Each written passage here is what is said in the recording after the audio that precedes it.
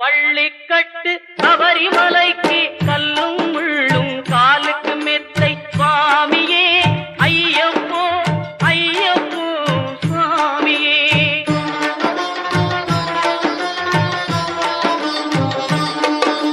நெய்யபிஷேகம் சுவாமிக்கே கற்பூர தீபம் சுவாமிக்கே ஐயப்பன்மார்களும் கூறிக்கொண்டு ஐயனை நாடி சென்றிடுவார் சபரிமலைக்கு சென்றிடுவார்.